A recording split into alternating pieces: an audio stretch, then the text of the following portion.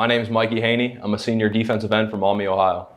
All right, Mikey, this has been a heck of a ride for you. Lots of ups, lots of downs, injuries, great moments, all that. What's been the thing you've been trying to focus in on most, and just to cancel the noise out? What's been your focus this offseason, try to get ready for the season? Like you said, just canceling out the noise, coming off of ACL. It's been tough, but just learning to take every day for what it is and maximizing every day.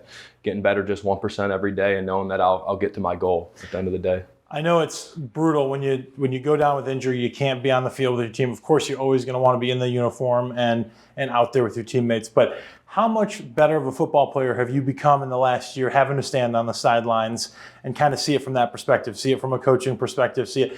Do you feel like that's going to make you better when you take the field this year? Yeah, 1,000%. I feel like that's where I've taken the biggest strides this past offseason. Like you said, not being able to get on the field. I saw the game from a different perspective, especially having to coach guys. But really just it allowed the game to slow down a little bit. Even when I'm watching like a Monday night football game at home, I now like pick apart different things that I wouldn't have, before the injury. I know you're somebody that appreciates the experiences you've had from the start, but when you get a little taste of the game being taken away from you, how much more appreciative of the opportunity to come back and play another year and still be involved as a player does it make you, because you've seen what it's like to not be able to be out there? Yeah, it's wild. This past season was the first season I haven't played since my third grade year of football. So it was definitely a crazy experience, but it made me appreciate it so much more. And even going out into the lifts this summer, the runs, I look up and I thank God because he got me this far through the injury, and just knowing that I'm blessed to be in this position. Is that something you try to kind of share with the younger teammates, especially that, the heat of the summer, spring ball, the grind?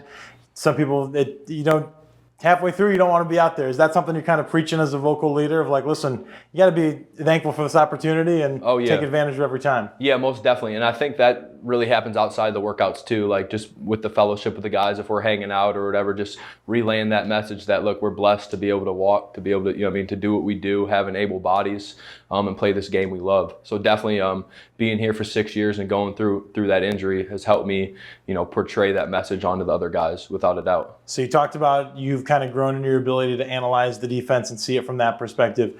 So let's get your perspective on last year. We all know kind of that week 5, week 6 mark, there was a big time shift in the defense, and you guys really turned it on and became an absolute mash unit.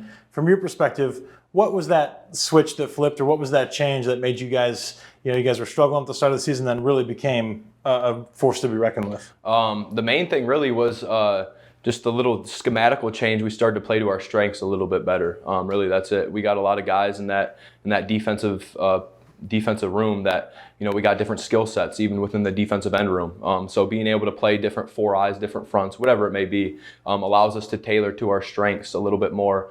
And I think I saw an excitement with the new defense, right? Just more opportunity, for guys to be in different places. And, that kind of youthful excitement came throughout the season. And I saw it through spring ball and now into summer learning that new defense. Max Crosby, Jerry Harris, Jose Ramirez, all those guys that have been in the end room with you, before you. How much does that fuel you internally to want people to be able to say, Mikey Haney too, and as part of that group? I mean, what does that do for you just to see what's come before you and that you've been able to play with, and how much does that motivate you? Yeah, no doubt. I mean, it's definitely huge motivation. I was here with Jerry and Max both, and then Jose for most of my time here. So being around those guys who are, truly legends, Ring of Honor type guys, really allowed me to develop my game, but realize too that we all have different strengths, different suits that we got to play. And so it helped me make that realization. But at the same time, like you said, the motivation. And then too, Jerry coming off the ACL, his last year is my first year, and seeing him, the way he got through that situation and became almost a better player at the end of that situation, it's definitely been nothing but motivation. You've been here a long time and you've seen a lot of change. So I want to ask you from your perspective, Neil Nethery leaves the program, and he's somebody that never really asked for much of the spotlight, didn't really give fans a big look into who he was as a person. I'll start with this one. What's one thing now that Coach Nethery's gone, he can't make you run for talking about him? What's one thing that the team and you guys specifically will miss most about Neil Nethery being here? Me personally, it was just, his personality. People thought he was, more like a gray type of cut, means all business, but you could really joke with him about that. And two is the belief. Coach Nethery, every guy he brought in, he truly believed in you. That was something that kept me going through my 4 years here. So I think that he had that unwavering belief in all of his players. And so does Coach Needham, but Coach Nethery really did. And that's what I was going to ask you next. Sad to see Coach Nethery go, but it gives Coach Needham an opportunity to be elevated and take on a bigger role. The fans are going to meet Ben Needham really for the first time in his new role this year. What's something about Ben Needham that when people watch outside of the football that they should know about Ben Needham? Man, I mean, that guy's just a genius all around. Like, he's a Renaissance man. His music taste, he's like a big Bach and Beethoven guy.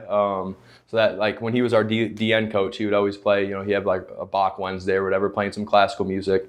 So that's something you really wouldn't expect, a defensive coordinator, a football guy his whole life, and he's into classical music and all that Renaissance stuff. So that's pretty cool. Yes, sir. I know you got a big season ahead of you. When you look back at what you've done so far and what your career's been, you've been here for a long time. You've gotten to see a lot. Is there one or two moments that you look back on already and say, those are moments I'm never going to forget? Yeah, for sure. Definitely. This past bowl win this past year, even though I wasn't a part of it on the field, I was a part of it in a different way.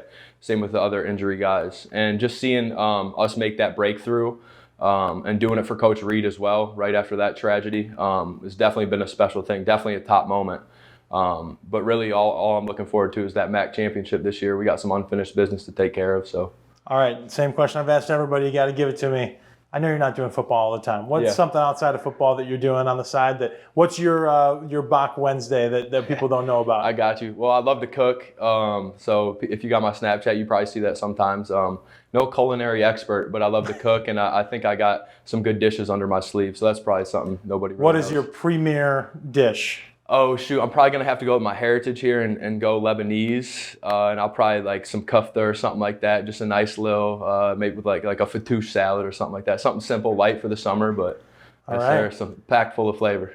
Me and Greg are about it. Eggs and bacon is our specialty, so that's good. Yes, sir. Yes, sir.